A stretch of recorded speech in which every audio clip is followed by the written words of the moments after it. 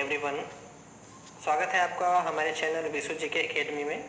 आज हम वास्तविक संख्या अध्याय 2 के प्रश्नावली 2.2 को स्टडी करने वाले हैं और हम देखेंगे ऐसे प्रश्नों को जो हमारे लिए बहुत ही महत्वपूर्ण हैं। ये प्रश्नावली 2.2 का कुछ प्रश्न है और इसके लिए हम आज ऐसे फार्मूले का स्टडी करेंगे जो इसको बनाने के लिए बहुत ही सहयोगी होगा और बहुत ही उपयोगी होगा। सूत्र पहला, a धन b पूरे का वर्ग बराबर a का वर्ग धन 2ab धन b का वर्ग। दूसरा है a ऋण b पूरे का वर्ग बराबर a का वर्ग ऋण 2ab धन b का वर्ग। और तीसरा है a धन b a ऋण b बराबर होता है a का वर्ग ऋण b का वर्ग। पूरे प्रश्नावली में हमें इन तीन सूत्रों की आवश्यकता पड़ने वाली है, इसे हम प्रयोग करेंगे और हम ये भी देखेंगे कि बिना प्रयोग के कैसे बनाते हैं और फार्मूले का या सूत्र का प्रयोग करके हम कैसे बनाते हैं। दोनों तरीके से हम आज यहाँ पर गणित बनाने वाले हैं। पहला प्रश्न हम यहाँ पर ले रहे हैं प्रश्नावली 2.2 का, सरल कीजिए। पहला दिया है 7 करनी 3 धन 11 करनी 3। बहुत ही आसान प्रश्न है, हम इसका हल करते हैं। यहाँ पर हमें बोला गया सरल करना। सरल का अर्थ है कि हम इन्हें जितना हल कर सकते हैं वहाँ तक हल करें। तो सबसे पहले हमें यहाँ पर इनको एक बार अवश्य लिखें, 7 करनी 3 धन 11 करनी 3। अब हमारा यहाँ पर देखिए क्या हो जाता है, करनी 3 जो है 7 बार दिया गया है और यहाँ पर करनी 3 11 बार दिया गया है। तो कुल कितने बार दिया गया, तो 7 और 11 ये हमारा हो जाता है 18 करनी 3। इस प्रकार हम इन्हें आसानी से जोड़ सकते हैं। तो यही हमारा क्या है, उत्तर होगा। इसी प्रकार हम यहाँ पर देखते हैं इसका दूसरा प्रश्न हमें यहाँ पर बताया गया है 5 करनी 7 ऋण 2 करनी 7। अब इन्हें बोला गया है कि हाँ घटाना है। इसको हम कैसे घटाएंगे, तो हम यहाँ पर हल उनका देखते हैं। यहाँ पर हमारा क्या हो जाता है, सबसे पहले तो हम इन्हें एक बार जरूर लिखें और -2√7 इज इक्वल टू 5 करनी 7 कितने बार दिया गया है, 5 बार। और वैसे ही करनी 7 यहाँ पर 2 बार दिया गया है, तो 5 में से 2 हम यहाँ पर क्या करेंगे, माइनस करेंगे। इसलिए हमारा हो जाएगा 3 करनी 7। ये हमारा क्या हो जाएगा, उत्तर होगा। इसे हम उत्तर मानेंगे।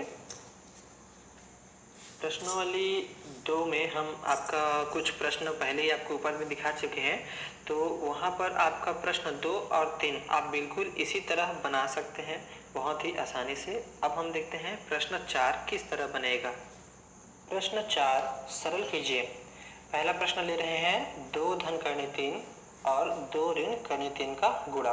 तो सबसे पहले हम लिखेंगे 2 धन करनी 3 गुणित 2 ऋण करनी 3। जैसे ही यहाँ पर हमें देख रहे हैं कि दोनों ही एक संख्या ब्रैकेट में है और इधर भी एक संख्या ब्रैकेट में है। जैसे ही दोनों संख्या ब्रैकेट में है हम यहाँ पर समझ सकते हैं कि यहाँ पर क्या है, गुणा है। तो हम इनको आपस में क्या करेंगे, गुणा। अब चूंकि हमने थोड़ी देर पहले आपको कुछ सूत्र यहाँ पर दिखाया था, तो हम उन सूत्र का यहाँ पर प्रयोग कर सकते हैं। जैसे कि यहाँ पर हमारा क्या है, प्लस और यहाँ पर माइनस। तो हम यहाँ पर देख सकते हैं इसको हम a मानेंगे और इनको क्या मानेंगे, b मानेंगे और ये चिन्ह का प्रयोग करेंगे। तो a प्लस b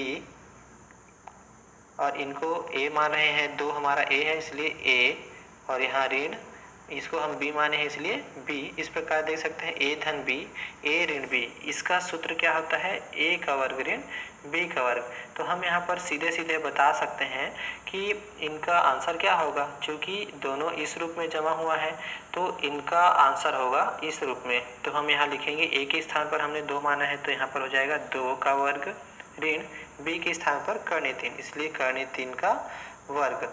इस प्रकार यहाँ पर हो जाता है 2 का वर्ग यानी होगा 4 ऋण करनी 3 का जब हम 2 बार गुणा करेंगे तो हमारा आता है 3। तो यहाँ पर हमारा हो जाएगा 1। 4 से 3 हम यहाँ पर घटा दिए, तो यही हमारा क्या है, उत्तर होगा। अब हम यहाँ पर थोड़े से आपको बता दें कि करनी 3 का वर्ग हम किस तरह से उसका आंसर 3 आता है। क्योंकि करनी 3 का हम 2 बार गुणा करेंगे इस प्रकार, तो यहाँ पर हमारा क्या हो जाएगा, दोनों ही करनी में है इसलिए यहाँ पर लिखेंगे 3 गुणित 3, दोनों ही करनी में है। अब चूँकि ये वर्गमूल है तो हम एक जोड़े से एक संख्या बाहर निकालते हैं, इसलिए हम यहाँ पर 3 को बाहर निकाल सकते हैं। इस प्रकार करनी 3 का वर्ग करने पर हमारा क्या आता है, 3 आता है। तो हम यहाँ पर 3 रखेंगे। अब हम इसे देखते हैं कि गुणा कर हम इसको किस प्रकार से बना सकते हैं, गुणा करने पर ये कैसे बनेगा। हाँ, हमने यहाँ पर प्रश्न को यहाँ लिख लिया है। पहला प्रश्न है हमारा, आप या तो इस विधि से बनाएं या तो फिर यहाँ पर हम जो बताने वाले हैं गुणा करके हल करने की विधि, इससे भी आप बना सकते हैं। तो गुणा करने की क्या विधि है, सबसे पहले हम संख्या 2 का गुणा इधर पूरे संख्या के साथ करेंगे। इस प्रकार 2 गुणित 2 ऋण करने 3। हमने क्या किया, इस 2 का गुणा इन पूरे संख्या के साथ किया। अब हम देखते हैं चूंकि यहाँ पर प्लस है इसलिए हम यहाँ पर प्लस लगाएंगे और करनी 3 का गुणा, तो करनी 3 का गुणा फिर से हम इन पूरे के साथ करेंगे, तो यहाँ हो जाएगा 2 ऋण करनी 3। बहुत ही आसान है, 2 का गुणा एक बार पूरे के साथ, फिर प्लस है तो प्लस, अगर माइनस रहता तो माइनस। तो अब यहाँ पर करनी 3 का गुणा फिर से दोनों यानी कि पूरे संख्या के साथ, इस प्रकार हमने यहाँ पर लिख लिया। अब यहाँ पर हम दोनों 2 का गुणा इन पूरे के साथ हो रहा है तो यहाँ पर गुणा करेंगे, 2 दूनी 4 ऋण 2 का गुणा करनी 3 के साथ, इसलिए चूंकि करनी में है ये और ये बिना करनी का है इसलिए हम इनके बाहर की संख्या क्या मानेंगे 1, तो यहाँ पर हम 2 एकम 2 और करनी 3। फिर आते हैं प्लस, प्लस है इसलिए प्लस के साथ गुणा करेंगे, तो प्लस और ये भी प्लस इसलिए प्लस आएगा, तो 2 करनी 3 और ये प्लस है और ये माइनस है, तो जब प्लस और माइनस का गुणा होता है तो यहाँ पर माइनस, इसलिए हमारा आ जाएगा करनी 3 और करनी 3 का गुणा हमारा क्या होता है 3। ये हमने पहले ही बता चुका है यहाँ पर। तो आगे देखते हैं यहाँ पर क्या हो जाएगा, ऋण 2 करनी 3 और धन 2 करनी 3। चूँकि दोनों संख्या ही बराबर है किंतु एक ऋण में है और एक धन में, इसलिए दोनों क्या हो जाएंगे घट जाएंगे, तो यहाँ पर हम इन्हें छोड़ सकते हैं, इसलिए यहाँ पर बचेगा 4, यहाँ पर बच रहे हैं ऋण 3। इस प्रकार हमारा यहाँ पर उत्तर आ रहा है 1। तो ये भी बहुत ही आसान है, हम इन्हें उत्तर मानेंगे। इस प्रकार आप आसानी से बना सकते हैं। प्रश्न 4 का तीसरा देख रहे हैं हम, कोष्ठक करनी 2 धन करनी 3 गुणित कोष्ठक करनी 3 धन करनी 8। अब हम यहाँ पर हल बनाते हैं। सबसे पहले हम इन्हें एक बार यहाँ लिखते हैं, हमने यहाँ पर इसको लिख लिया है। अब हम यहाँ पर ये देखते हैं कि यह किस सूत्र में हम इसको रख सकते हैं। तो हम यहाँ पर देखते हैं कि सबसे पहले तो इस संख्या को यदि हम a माने तो ये हमारा a और ये हमारा b। तो अब यहाँ पर देखते हैं कि a के स्थान पर हमारा यहाँ करनी 2 था लेकिन यहाँ पर करनी 3 है, वैसे ही b के स्थान पर करनी 3 है और यहाँ पर करनी 8 है, मतलब दोनों a b हम नहीं मान सकते, यानी कि a के स्थान पर एक ही संख्या होना चाहिए और b के स्थान पर भी यहाँ भी एक ही संख्या होना चाहिए। तो हम यहाँ पर किसी सूत्र में नहीं जमा सकते, इसलिए हम इसको क्या करेंगे, सीधे सीधे गुणा करके बना सकते हैं। तो हमने पिछले वीडियो में पिछले क्वेश्चन में बताया था कि यहाँ पर करनी 2 इनका एक बार इनके साथ गुणा करेंगे, तो करनी 2 का गुणा करनी 3 धन करनी 8 के साथ, और धन है इसलिए धन लगाएंगे, और करनी 3 का गुणा हम करेंगे करनी 3 धन करनी 8 के साथ।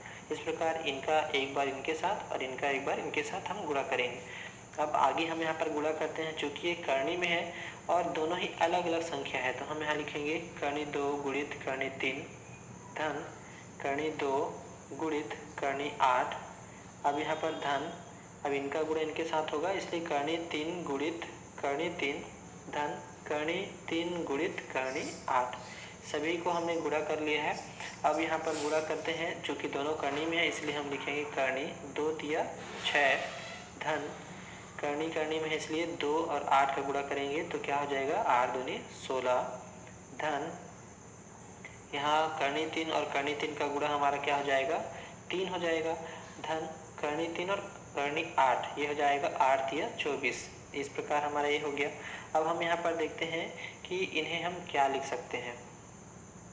इस प्रकार हो जाएगा करनी 6 धन 16 का वर्गमूल होता है 4 और धन 3 और धन हो जाएगा हमारा यहाँ पर, चूँकि हम 24 को लिख सकते हैं 6 चौक 24 इसलिए 6 गुणित 4 हम यहाँ पर लिख सकते हैं। अब हम यहाँ पर देखते हैं कि करनी 6 धन यहाँ हमारा हो जाएगा 4 और 3 7 धन यहाँ हो जाएगा हमारा, चूँकि 4 का वर्गमूल 2 होता है इसलिए हम इसको बाहर निकाल सकते हैं, इनका 2 आ जाएगा बाहर और अंडर रूट हमारा हो जाएगा 6, ये हमारा वर्गमूल में ही रहेगा। इस प्रकार हम देख रहे हैं यहाँ पर क्या हो जा रहा है 7 तो यहाँ पर है बिना करनी का, प्लस यहाँ पर करनी 6 और यहाँ भी करनी 6, तो यहाँ पर 2 बार करनी 6 है और यहाँ पर एक बार ही है, तो 2 और 1 कितना हो गया 3, तो हम यहाँ लिखेंगे 3 करनी 6। तो ये हमारा क्या हो जाएगा, उत्तर हो जाएगा।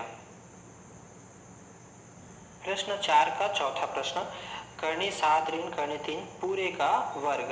अब हम यहाँ पर देखते हैं इसको किस तरह हल करेंगे। करनी 7 ऋण करनी 3 पूरे का वर्ग, क्योंकि ये हमारा क्या है, इसको हम a मानेंगे और इसको b मानेंगे, तो हम इसको किस सूत्र में लिख सकते हैं। तो हम यहाँ पर देख सकते हैं इनका, इसको a रखेंगे तो ये a, ऋण ये हमारा b है तो ये हमारा b हो गया। अब दोनों का क्या है, पूरे का वर्ग, तो इसका सूत्र हमारा क्या होता है, a ऋण b पूरे का वर्ग बराबर होता है a का वर्ग ऋण 2ab धन b का वर्ग। तो हम इसे इस रूप में लिख सकते हैं, इस प्रकार इनको हम लिख सकते हैं इस रूप में। तो a के स्थान पर हमने करनी 7 माना, इसलिए करनी 7 a का वर्ग है, इसलिए यहाँ पर भी वर्ग। अब ऋण 2 गुणित a के स्थान पर हम यहाँ पर करनी 7 है तो करनी 7, और b के स्थान पर हम लिखेंगे करनी 3। अब हम यहाँ देखते हैं धन b के स्थान पर हमारा करनी 3 है, तो ये हमारा करनी 3 और पूरे का वर्ग, चूँकि यहाँ वर्ग लगा है।